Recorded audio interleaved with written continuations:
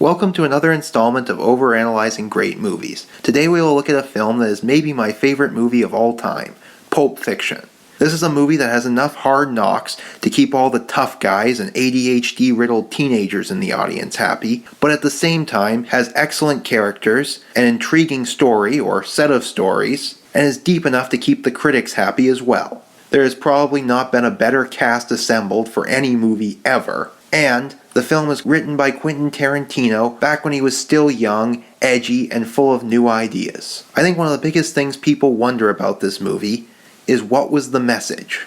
What was the meaning behind it all? Why did certain characters live and certain characters die? It all seems pretty random, and maybe it was completely random. Maybe characters lived and died just based on what Quentin Tarantino happened to be feeling at the time he wrote that part of the script. After all, Pulp Fiction is supposed to be fiction that isn't particularly well thought out, and is just mass-produced. However, since my series is called Overanalyzing Great Movies, I will entertain the notion that there actually is an overall message and theme to Pulp Fiction. Realistically, I can think of two possible explanations for this movie. One is that in Pulp Fiction's universe, courage is rewarded while weakness is punished. We're used to movies where good characters come out on top and bad characters are defeated in the end. But in Pulp Fiction, there really aren't any good characters. You can argue that Samuel L. Jackson's character was good once he had his religious epiphany, but how good could he be if he still had no interest in seeking justice for Marvin, who he watched be shot in the face right before his eyes, and could have returned the stolen wallets to all the members of the coffee shop, but chose not to? This is a film where no one is good by a classical definition of good.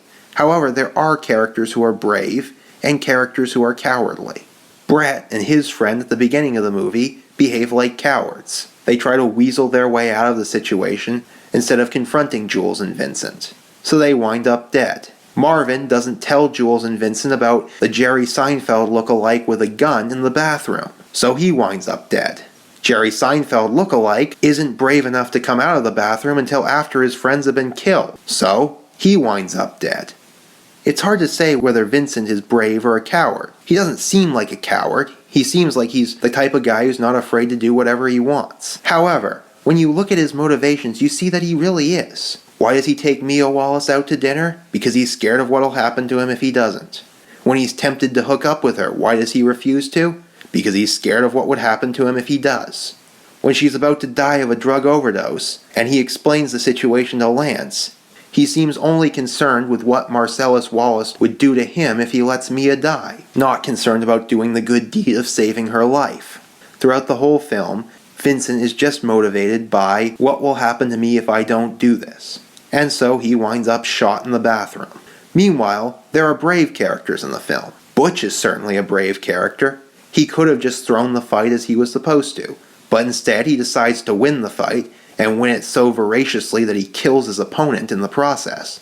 Then, later in the film, when he's able to break out of Zed and Maynard's basement, he could have just walked out the door and let them kill Marcellus. But instead he decides to go back and save Marcellus, even though he was trying to kill Marcellus just a few minutes earlier in the film. Butch is a fundamentally brave character, so he ends the movie alive and with a significant sum of money added to his personal wealth. Samuel L. Jackson's character is also brave. When he has his religious epiphany, he doesn't care how much Vincent makes fun of him for it. He stands by it. He has the bravery to quit the mafia, even though he has no plans once he does. He's so brave that when he has a gun in his face at the coffee shop, he doesn't even sweat, and instead deals with the situation. So, he leaves the movie alive, and with a new level of spiritual clarity in his mind. The other explanation for this movie, it actually is a religious movie, and God is an active character in it. Every character at some point is given a miracle where they really should have died, but managed to live. Then, if they change their way of life based on that miracle, they're allowed to survive to the end of the film. If not, they get cut down. Vincent is given several miracles. He's given a miracle when Jerry Seinfeld look-alike turns out to be the worst shot in the world. He's given a miracle when the wolf is able to take care of Marvin's dead body before either the police or Jimmy's wife finds out. And of course, he's given a miracle when he's able to return Mia Wallace home in one piece that night. But he learns nothing from any of these miracles. So, he winds up dead. Samuel L. Jackson was given the same miracle when the bullets missed him, and the same miracle when they were able to get out of the Marvin situation safely. But he has a spiritual awakening, so he lives.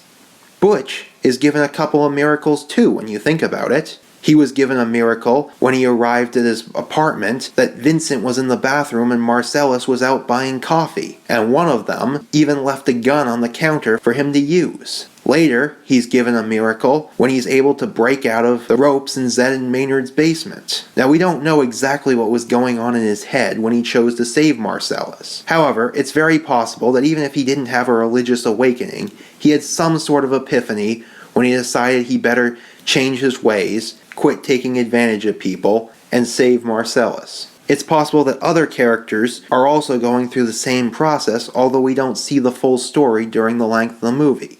Brett and his friend probably had a few miracles along the way to help them get to a point where they had the mysterious briefcase. But they never changed their way, so they get gunned down. Marcellus certainly had a miracle when Butch saves him. We don't see if he changes his ways as a result of that. The robbers at the coffee shop had a miracle when they happened to catch Jules during the transitional period of his life and therefore didn't end up dead as fried chicken. Once again, we don't see if they changed their ways either. And of course, if this is actually a spiritual movie, that leads to all the theories about what was in the briefcase. People insisting that the briefcase contained Marcellus Wallace's soul.